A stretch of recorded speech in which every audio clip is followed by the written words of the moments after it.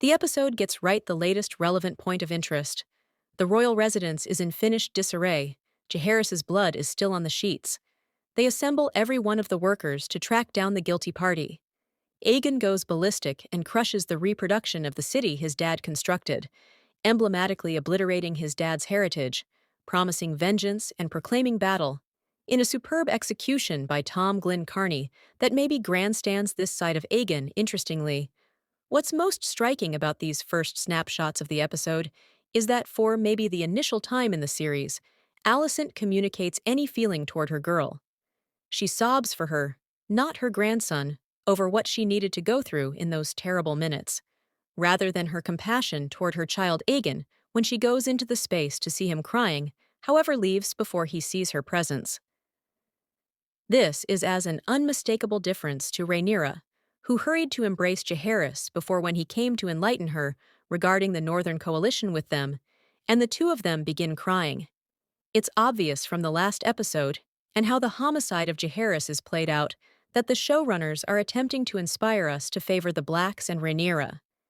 Having Alicent in one more space with Sir Criston, rather than with her girl and two kids, as in the books, makes us less thoughtful to her.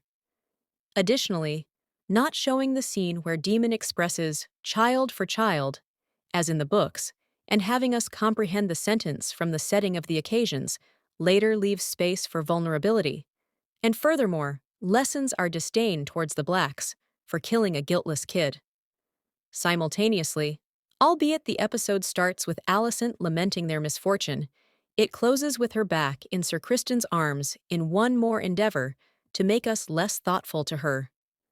With the finesse Otto, Rhys Ifans, or what I compare to Ruler Baelish from Rounds of High Positions, who benefits most from this wrongdoing?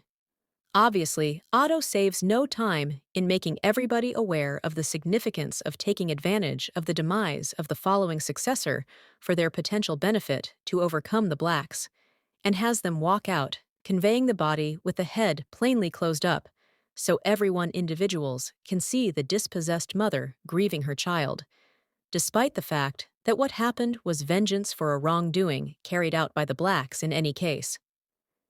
Back to the Blacks, we see that questions are starting to crawl into her extremely close escort, with some in a roundabout way thinking that she killed Jaehaerys to retaliate for her child Lucerys.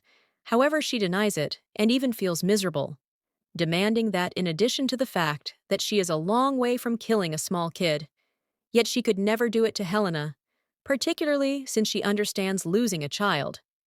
It was magnificent to see that, notwithstanding every one of the questions, Rhaenys stands immovably by Rhaenyra, both to her face and in any event, when she is separated from everyone else with her ocean snake spouse, demanding that she will constantly remain close by paying little mind to what Daemon does. Indeed, nearly everybody realizes that this was Daemon's doing.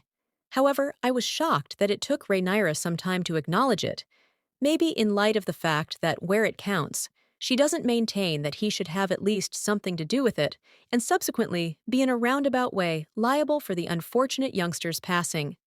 The trade among her and Daemon is one of the most impressive snapshots of the episode, and Emma Darcy and Matt Smith give Emmy-designated exhibitions in this scene. While Daemon never concedes that he advised the professional killers to explicitly focus on a kid, we later gain from the setting that he said the uncertain expression, child for child, that is not entirely clear.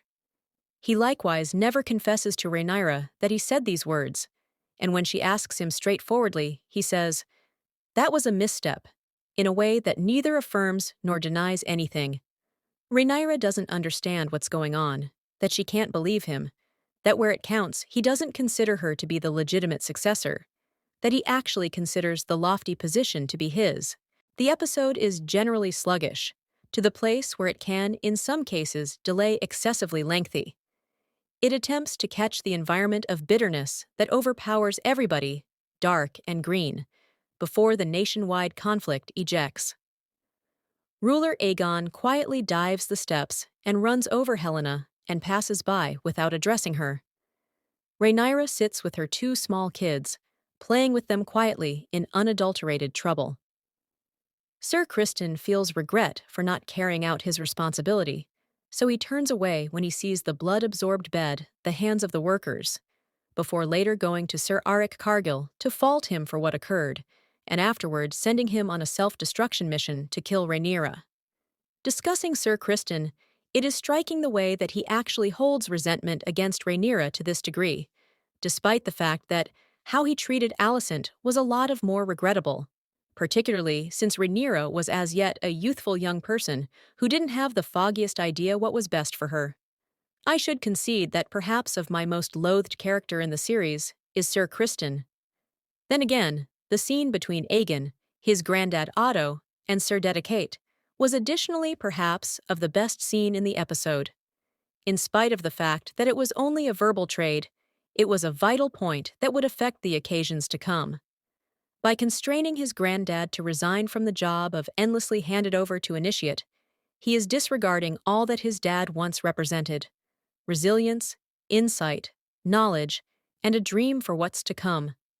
Indeed, even Otto thinks back on the times of Viserys.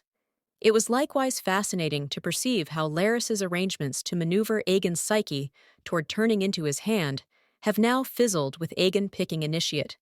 It will be fascinating to see what the outcomes will be.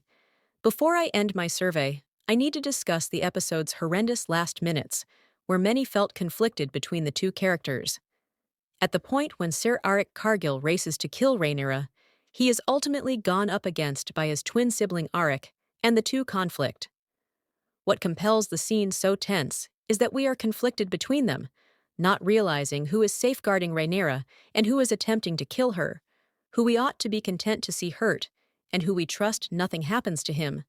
It closes with Arik, Rhaenyra's gatekeeper, killing his sibling Arik, who was sent by Christine, in a scene where they cry and embrace each other as Arik dies, representing that in this chess game, where troopers like Arik and Cargill put obligation above family, the blacks and greens set regardless of that to place vengeance regardless of anything else, totally neglecting the casualties who are viewed as blowback.